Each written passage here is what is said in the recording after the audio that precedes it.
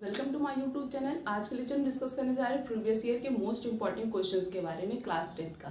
सबसे पहला क्वेश्चन है व्हाट इज फर्टिलाइजेशन। कुछ क्वेश्चंस होते हैं जिसे पार्ट वाइज पूछा जाता है, तो ये क्वेश्चन पार्ट वाइज ही पूछा गया है। इसमें सबसे पहले पार्ट में हमें ये बताना है, जब ऐसे क्वेश्चन आते हैं, पार्ट वाइज क्वेश्चन आते हैं, या तो ये 3 नंबर के होते हैं या तो ये 5 नंबर के होते हैं, तो उसी अकॉर्डिंग क्या करेंगे, हम इसको एडजस्ट करके लिख लेंगे।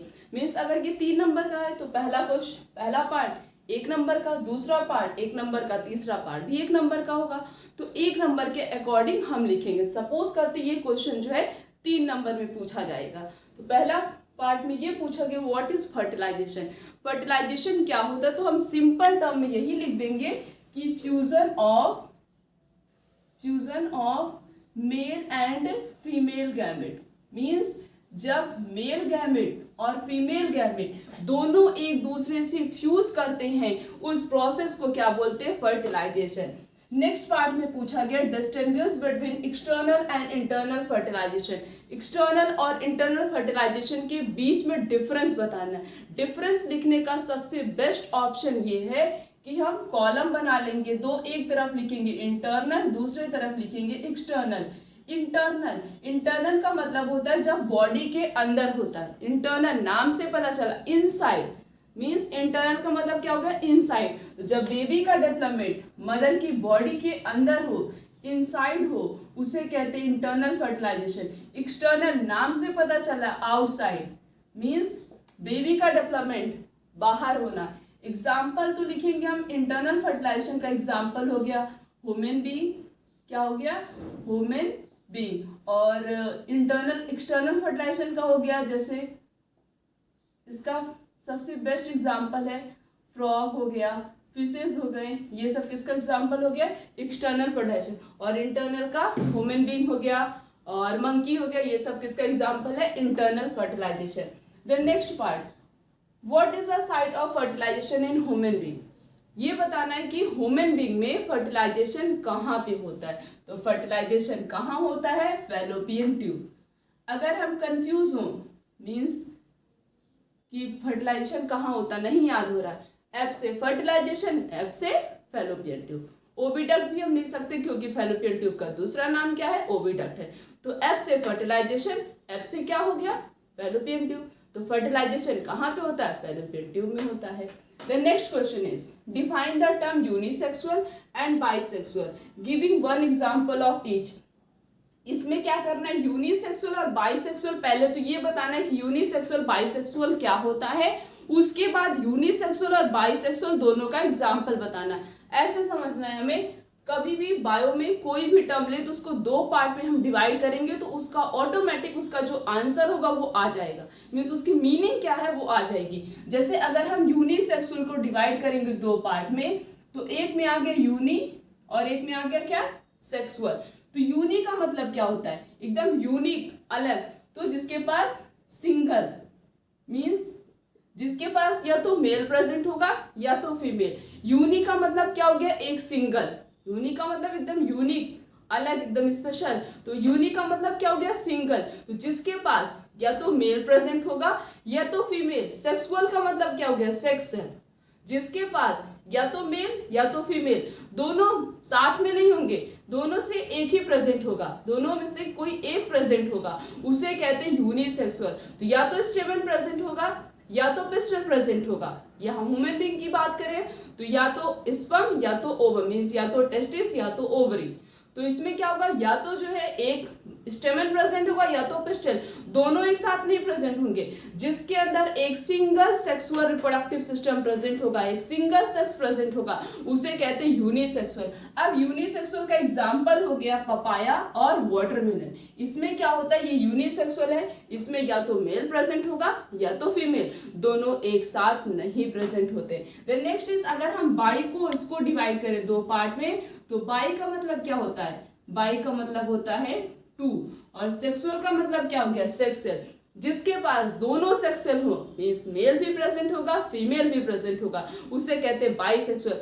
बट जिसके पास एक ही सेक्स प्रेजेंट होगा, या तो मेल होगा या तो फीमेल होगा, उसे कहते हैं यूनिसेक्सुअल। तो बाइसेक्सुअल का एग्जाम्पल क्या हो गया, हिबिस्कस हो गया और मस्टर्ड हो गया। Next question is differentiate between self pollination and cross pollination, describe the double fertilisation in plant. पहले तो हमें सेल्फ पॉलिनेशन और क्रॉस पॉलिनेशन के बीच में डिफरेंस बताना है। डिफरेंस हम कैसे लिखेंगे, दो कॉलम बना लेंगे, एक तरफ हम लिखेंगे सेल्फ और दूसरी तरफ लिखेंगे हम क्रॉस। नाम से पता चला सेल्फ पॉलिनेशन। सेल्फ पॉलिनेशन का मतलब होता है जब पॉलन का ट्रांसफर होता है, same plant same flower, flower भी सेम होगा और प्लांट भी सेम होगा, उसे कहते हैं सेल्फ पॉलिनेशन। सपोज जैसे कि रोज का प्लांट है और इसमें एक फ्लावर है, ठीक है, और इसी फ्लावर के एंथर से इसी सेम फ्लावर के स्टिग्मा पे जब पॉलन का ट्रांसमिशन होता है उसे कहते हैं self pollination. Means transfer of pollen grain from anther to stamen within a same flower, means flower भी सेम और प्लांट भी सेम, उसे कहते हैं self pollination. Example is pea plant में क्या होता है, उसमें सेल्फ पॉलिनेशन होता है, उसमें उसका पॉलन जो है उसी के एंथर से उसी के स्टिग्मा पे ट्रांसफर होता है। Next is cross pollination.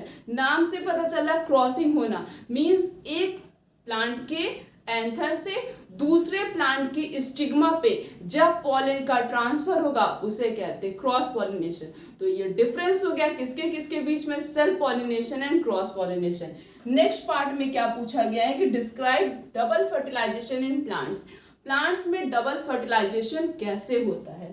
Double fertilisation का मतलब होता है one of the male gamete fuse with the female gamete. जब एक मेल गैमेट फीमेल गैमेट से फ्यूज करता है, जो प्रेजेंट कहाँ पे होता है, एम्ब्रियो सैक में, और उसके बाद और दूसरा मेल गैमेट होता है वो फ्यूज करता है टू पोलर न्यूक्लियाई से, जो कहाँ प्रेजेंट है, एम्ब्रियो सैक में प्रेजेंट है।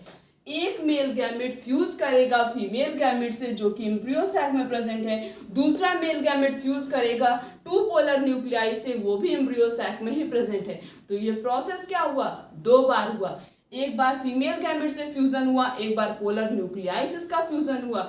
तो इसीलिए इसे बोला जाता है कि प्लांट जो होते हैं वो डबल फर्टिलाइजेशन करते हैं, और सिर्फ एंजियोस्पर्म प्लांट ही डबल फर्टिलाइजेशन करते हैं। जिम्नोस्पर्म प्लांट के अंदर डबल फर्टिलाइजेशन नहीं होता है। तो एंजियोस्पर्म का सबसे यूनिक फीचर क्या हो गया, उसके अंदर फ्लावर का फॉर्मेशन होता है। क्यों होता है, क्योंकि उसके अंदर क्या होता है, डबल फर्टिलाइजेशन, और डबल फर्टिलाइजेशन जिम्नोस्पर्म में नहीं होता, सिर्फ और सिर्फ एंजियोस्पर्म में होता है। तो डबल फर्टिलाइजेशन क्या होता है, जब एक मेल गैमेट फ्यूज करेगा फीमेल गैमेट से, वो कहाँ प्रेजेंट होगा, एम्ब्रियो सैक में, दूसरा मेल गैमेट फ्यूज करेगा दो पोलर न्यूक्लियाई से, वो भी एम्ब्रियो सैक में ही प्रेजेंट है। इस प्रोसेस को क्या बोलते हैं, double fertilisation. The next question is explain the vegetative propagation with the help of two example. List two advantage of vegetative propagation. पहले पार्ट में ये पूछा कि वेजिटेटिव प्रोपोगेशन क्या होता है, वेजिटेटिव प्रोपोगेशन का दो एग्जाम्पल बताना, साथ साथ में वेजिटेटिव प्रोपोगेशन का एडवांटेज बताना। वेजिटेटिव प्रोपोगेशन का मतलब होता है, वेजिटेटिव प्रोपोगेशन एक ऐसी टेक्निक होती है जिसमें प्लांट का कोई भी एक्स पार्ट लिया जाता है, और उस एक्स पार्ट में क्या क्या आता है, या तो हम उसका स्टेम ले सकते हैं, या तो उसका रूट ले सकते हैं, या तो हम उसका लीफ ले सकते हैं। इन तीनों में से कोई भी एक पार्ट से हम क्या करेंगे, नए प्लांट की ग्रोथ कराते हैं। इसी टेक्निक को, इसी प्रोसेस को कहते हैं वेजिटेटिव प्रोपोगेशन। प्लांट का कोई भी एक्स पार्ट हमें मिल जाए, उससे हम न्यू प्लांट, नए प्लांट की ग्रोथ कराते हैं। This type of technique is known as vegetative propagation. अब वेजिटेटिव प्रोपोगेशन का दो एग्जाम्पल पूछा गया, तो दो एग्जाम्पल हम लिख सकते हैं, एक तो हम पोटैटो लिख सकते हैं और दूसरा हम शुगर केन। ऐसे बहुत सारे एग्जाम्पल होते हैं वेजिटेटिव प्रोपोगेशन में, जिसमें क्या किया था, कुछ प्लांट की ग्रोथ कराई जाती है उनके स्टेम से, कुछ प्लांट की ग्रोथ कराई जाती है by the help of their leaf, और कुछ प्लांट की ग्रोथ कराई जाती है by the help of their root. तो यही जो प्लांट की ग्रोथ करा रहे हैं, प्लांट का कोई भी एक्स पार्ट हमें मिल जाए, उससे हम मल्टीपल प्लांट की, बहुत सारे प्लांट की और अलग अलग वैरायटी की प्लांट की तो ग्रोथ करा सकते हैं, उसे कहते हैं वेजिटेटिव प्रोपोगेशन। अब इसका एडवांटेज क्या होता है, दो एडवांटेज लिखना। तो सबसे पहला एडवांटेज हम लिख सकते हैं कि ये बहुत ही ज़्यादा फास्ट टेक्निक होती है। कैसी टेक्निक होती है, फास्ट टेक्निक होती है, और इस टेक्निक से जो नया प्लांट बनता है वो कैसा होता है, डिजीज फ्री। कैसा होता है, डिजीज फ्री। ये एडवांटेज हो गया किसका, वेजिटेटिव प्रोपोगेशन का। Next question, list any 4 method of asexual reproduction. Asexual reproduction का कोई भी 4 मेथड बताना है। तो एक हम सबसे पहले यहाँ पे लिखते हैं रीजनरेशन। क्या हो गया? रीजनरेशन। दूसरा हम लिख देते हैं यहाँ पे स्पोर फॉर्मेशन। एक क्या हो गया? रीजनरेशन, और एक हो गया स्पोर फॉर्मेशन, और एक हम यहाँ पे लिख देते हैं फ्रेगमेंटेशन। ये क्या हो गया? फ्रेगमेंटेशन। नेक्स्ट हम लिख सकते हैं बाइनरी फिजन। वैसे तो ये फिजन में ही आ जाएगा, बाइनरी फिजन और मल्टीपल फिजन। तो ये हो गया 4।